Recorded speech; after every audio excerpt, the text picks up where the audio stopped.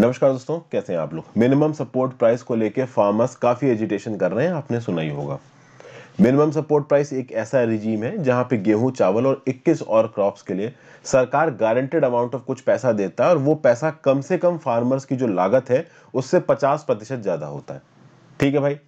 ज्यादातर जो गेहूं चावल खरीदे जाते हैं इस मिनिमम सपोर्ट प्राइस के अंदर, उनको खरीदता है फूड कॉर्पोरेशन ऑफ इंडिया, और फूड कॉर्पोरेशन ऑफ इंडिया के गोडाउन में ये गेहूं चावल स्टोर हो जाते हैं। फूड कॉर्पोरेशन ऑफ इंडिया को पैसा केंद्र सरकार भी देता है, राज्य की सरकारें भी देती हैं। लेकिन बात यहां पे ये है कि मिनिमम सपोर्ट प्राइस पे आप गेहूं चावल खरीद रहे हो, और जब आप उस गेहूं चावल को बेचोगे तो बेचोगे पीडीएस शॉप में, पब्लिक डिस्ट्रीब्यूशन सिस्टम की शॉप में, जिसको फेयर प्राइस शॉप बोला जाता है, जहां पे गरीब जो ईडब्ल्यूएस सेक्शंस के लोग हैं और आप कह सकते हो कि जो अन्न अंत्योदय योजना वाले जो लोग हैं, वहां पे 1 रुपए प्रति किलो के हिसाब से गेहूं चावल बिक रहा है। तो इतने कम दाम पे आप बेच रहे हो, खरीद ज्यादा दाम पे रहे हो, तो घाटे में तो आना तय है एफसीआई का। तो एफसीआई जो इतना घाटे में चल रहा है, उसका पैसा एफसीआई कहां से लेके आ रहा है, और यहाँ पे नेशनल स्मॉल सेविंग फंड का क्या रोल है। और रिसेंटली एफसीआई ने जितना भी पैसा डेफिसिट है या एफसीआई का जितना भी पैसे का लॉस है, उसकी भरपूर्ति के लिए बजट में हमारी honourable finance minister Nirmala Sitharaman ji ने क्या बोला है, इन सब चीजों के बारे में बात करेंगे। कहीं ना कहीं मैं ये बताऊंगा कि ओवरऑल यहाँ पे सरकार जो कुछ भी कर रही है ना एफसीआई को लेके, वो सही कर रही है। देखते हैं कैसे। यूनियन बजट 2021 की स्पीच आई हमारी ऑनरेबल मिनिस्टर निर्मला सीतारमण जी की, और उन्होंने बोला है कि भाई ये जो नेशनल स्मॉल सेविंग फंड का जो लोन है फूड कॉर्पोरेशन ऑफ इंडिया को, इस लोन को हम पटा देंगे। तो फूड सब्सिडी के लिए एफसीआई ने एनएसएसएफ से जो लोन उठाया है, ये लोन हम नहीं उठाने देंगे, हम इसको पूरा कर देंगे, ऐसा बोला गया है किसमें, यूनियन बजट 2021 की स्पीच में। अभी पहली बात तो मैं आपको ये बता दूं कि नेशनल स्मॉल सेविंग फंड होता क्या है, इसके बारे में भी बात करेंगे। और यहां पे ऐसी क्या जरूरत आन पड़ी कि food corporation of India NSS से पैसा उठा रहा था, और पैसा उठा रहा था तो उठा क्यों रहा था, इन सब चीजों को हम समझने की कोशिश करेंगे। तो बेसिक एलिमेंट आपको समझ में आ गया होगा। Food corporation of India rice, wheat और बाकी क्रॉप्स को एमएसपी पे उठाता है और बेचता है सेंट्रल इशू प्राइस पे। सेंट्रल इशू प्राइस एमएसपी से कम होती है, इसलिए कॉस्ट डिफरेंस ये घाटा हो जाता है फूड कॉर्पोरेशन ऑफ इंडिया को, जिसको बजट एलोकेशंस के थ्रू भरना पड़ेगा, नहीं तो वो एफसीआई के लॉस में या एफसीआई के डेप्ट में गिना जाएगा। अब होता यह है दोस्तों कि सालाना जो बजट एलोकेशंस एग्रीकल्चर सेक्टर को किए जाते हैं, और एग्रीकल्चर सेक्टर में मिनिमम सपोर्ट प्राइस को किए जाते हैं, वो इतने नहीं होते हैं कि इस शॉर्टफॉल को वो टैकल कर सके। यानी कि जितना पैसा एफसीआई खत्म कर रहा है एमएसपी क्रॉप्स को खरीदने के लिए, और जितने पे वो क्रॉप्स बिक रहे हैं, उसके बीच का जो डिफरेंस है वो इतना बड़ा है कि ईयरली बजटरी एलोकेशन उस डिफरेंस को पूरा नहीं कर सकते। इसीलिए सरकार ने फूड कॉर्पोरेशन ऑफ इंडिया से बोल रखा है कि हमारे पास से पैसा तुम्हारे पास अगर कम का आ रहा है, तुम एक काम करो, नेशनल स्मॉल सेविंग फंड से बोरो कर लो। अभी देखते हैं ये एनएसएसएफ क्या होता है। इसका स्टैटिस्टिक्स देखिए, आपको समझ में आ जाएगा। फूड सब्सिडी के लिए यानी एमएसपी पे जो भी आपका प्रोक्योरमेंट होगा, उसके लिए सरकार ने 2019-20 के बजट में 75,000 करोड़ एलोकेट किया। लेकिन आपको पता है एफसीआई ने कितना पैसा मांगा सरकार से? 3.18 लाख करोड़ रुपया। उस साल जितना भी एफसीआई ने एमएसपी के अंदर प्रोक्योरमेंट किया और जितना भी सीआईपी पे एफसीआई ने चीजों को बेचा, उस पे जो डिफरेंस आया वो था 1.3 लाख करोड़ का। और पहले जितना घाटा में एफसीआई चल रहा था वो था 1.8 लाख करोड़।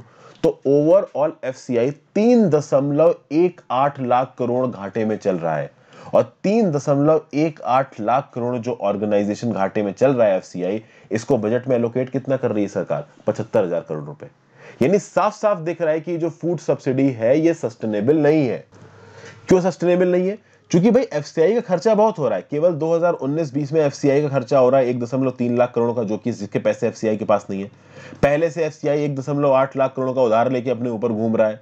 ओवरऑल 3.1 लाख 8 करोड़ की सब्सिडी चाहिए, और पैसा कितना दे रही सरकार? 75,000 करोड़ रुपए। तो या तो सरकार ज्यादा पैसा दे, ठीक है, ये एफसीआई कुछ ज्यादा फायदा कमाए, बट एफसीआई तो पूरा ही लॉस में चल रहा है, और एफसीआई फायदा नहीं कमा सकता, एफसीआई लॉस में ही चलेगा। मिनिमम सपोर्ट प्राइस में फूड सब्सिडी जब तक देनी है, एफसीआई प्रॉफिटेबल नहीं हो सकता। आगे बढ़ने से पहले वीडियो पे लाइक का बटन, अगर अब तक आपने इस वीडियो को, चैनल को शेयर और सब्सक्राइब नहीं किया हो तो कर दीजिए।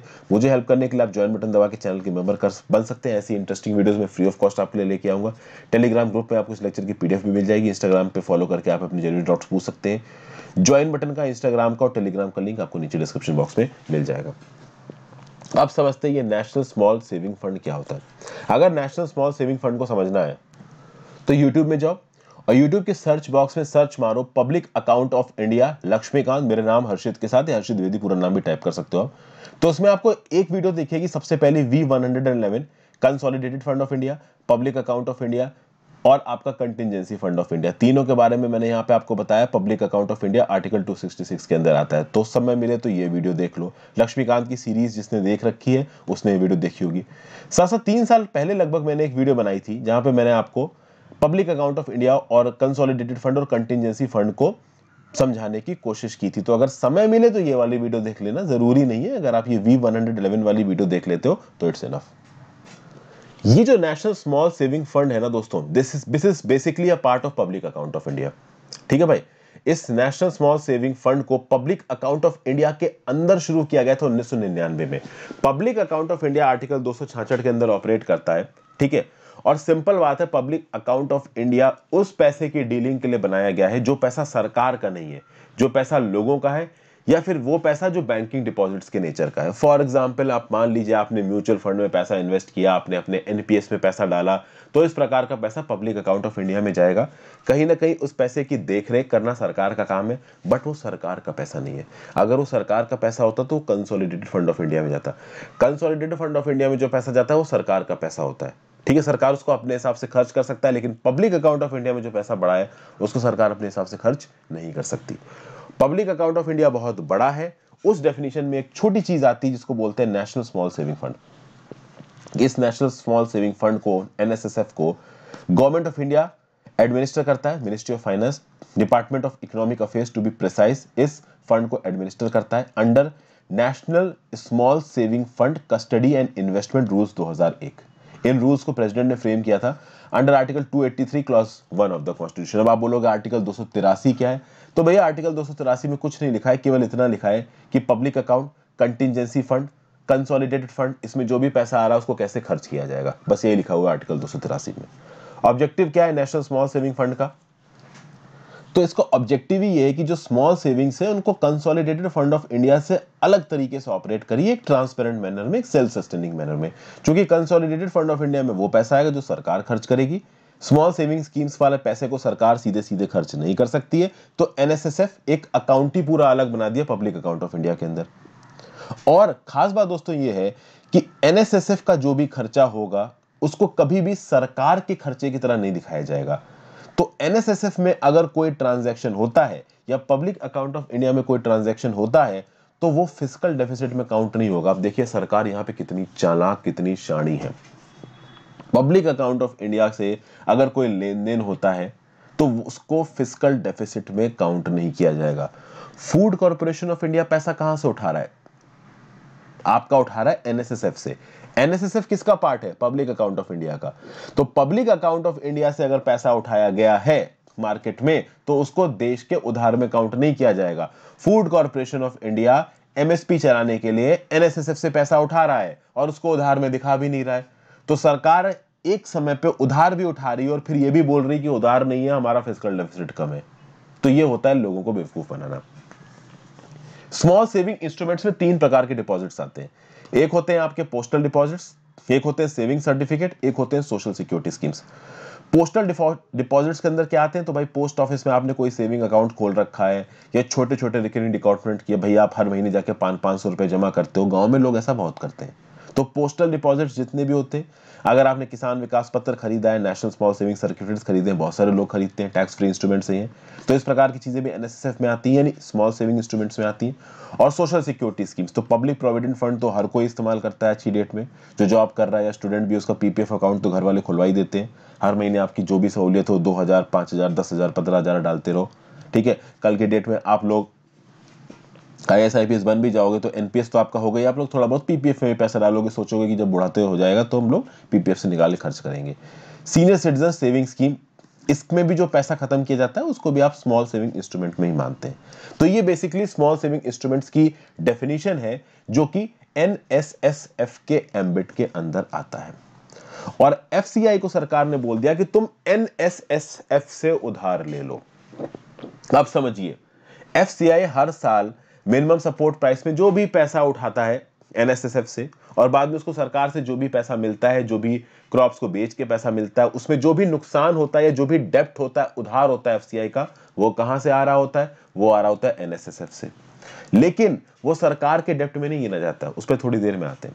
फरवरी 2020 में 2020-21 का बजट आया था और उस समय पे हमारी फाइनेंस मिनिस्टर ने 77,983 करोड़ रुपए एलोकेट किए थे फूड सब्सिडी देने के लिए। किसको? एफसीआई को।